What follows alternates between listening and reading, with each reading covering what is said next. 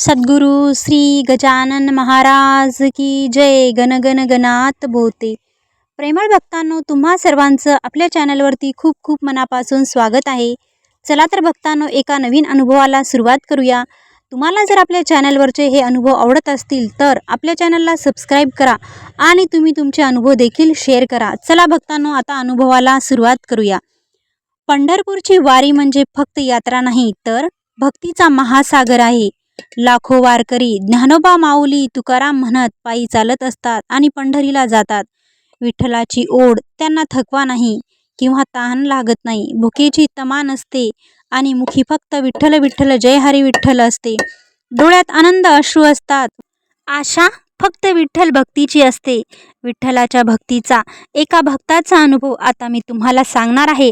एक वारकरी पहिल्यांदा पंढरपूरला गेला होता आणि त्याच्या मनात एक इच्छा होती की विठ्ठल भेटीची.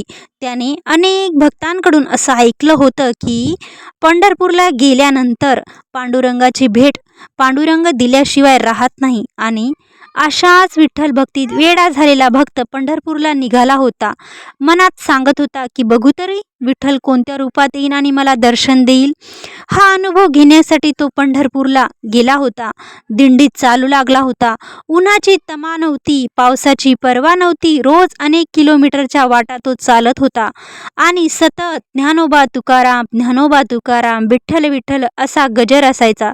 जसे जसे दिवस जात होते तशी तशी विठ्ठल भेटीची ओढ वाढत होती.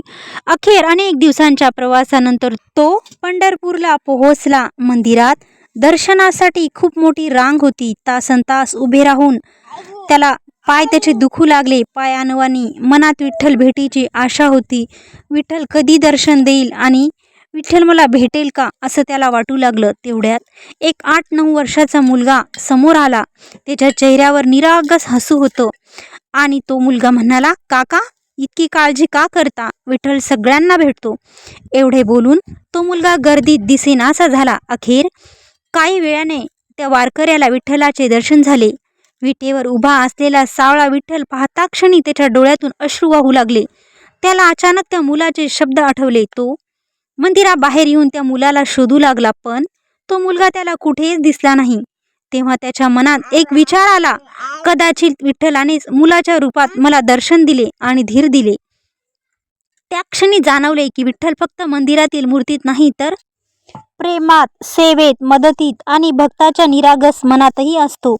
भक्तांनो, वारीची खरी शिकवण हीच आहे. विठ्ठलाला पाहण्यासाठी फक्त डोळे नाही तर भक्तीने भरलेले अंतकरण लागते. विठ्ठल विठ्ठल जय हरी विठ्ठल, विठ्ठल विठ्ठल जय हरी विठ्ठल. हा अनुभव तुम्हा सर्व भाविकांना कसा वाटला? आवडला असेल तर आपल्या चॅनलला नक्की सबस्क्राईब करा आणि कमेंट बॉक्समध्ये गणगण गणात बोते टाईप करायला विसरू नका. धन्यवाद.